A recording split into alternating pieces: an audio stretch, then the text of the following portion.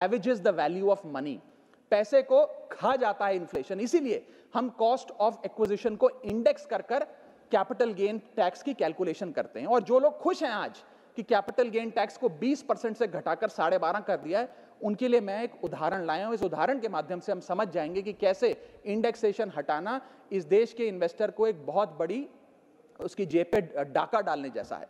Madam, फर्ज करिए कि 2001 में आपने 1 करोड़ रुपए का एक मकान खरीदा। वो मकान की दर 6% के हिसाब से बढ़ती गई उसकी वैल्यू, और आज वो मकान जो 1 करोड़ का आपने 2001 में खरीदा था, वो आज 4 करोड़ 17 लाख रुपए का हो गया।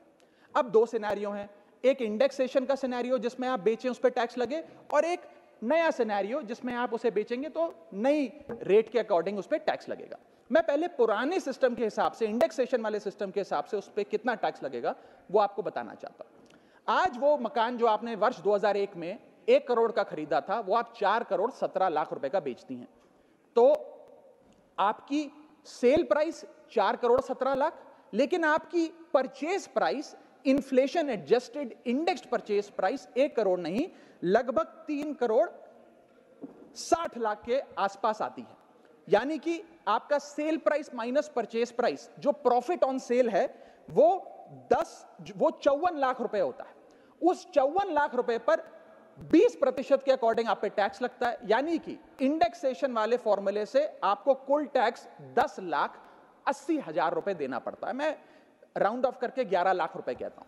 लेकिन जो नई व्यवस्था है जिसमें इंडेक्सेशन आपसे छीन लिया गया है, उसमें sale price 4 crore 17 lakh, cost price 1 crore, मुनाफा 3 करोड़ 17 लाख, उस पर 12.5% टैक्स, यानी कि टैक्स कुल मिलाकर आपका बनता है 39,62,000। यानी कि नई व्यवस्था में वही 1 करोड़ का मकान अगर आप बेचेंगे आज 4 करोड़ 17 लाख का, तो आपको लगभग 40 लाख रुपए टैक्स देना पड़ेगा, और पुरानी व्यवस्था में आपको मात्र 11 लाख रुपए टैक्स देना पड़ेगा। यानी कि 40 माइनस 11 लगभग 29 लाख रुपए का एडिशनल टैक्स आपको देना पड़ेगा मात्र 1 करोड़ रुपए के प्लॉट की सेल पर। यह है इंडेक्सेशन का खेल। इसीलिए indexation long term capital investments के लिए अति आवश्यक है। मैं सरकार से अनुरोध करूंगा कि उसे ना हटाएं, और आज मैं इस सदन में भविष्यवाणी करता हूं, अगर आपने इंडेक्सेशन वापस लागू नहीं किया तो 3 चीजें होने जा रही हैं इस देश में।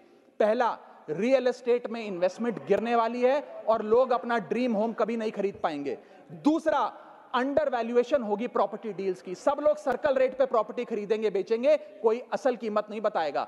और थर्ड थिंग जो इस देश में होने जा रही है, रियल एस्टेट सेक्टर में भारी तादाद में ब्लैक मनी आने जा रहा है, अगर आपने ये इंडेक्सेशन का फैसला वापस नहीं लिया।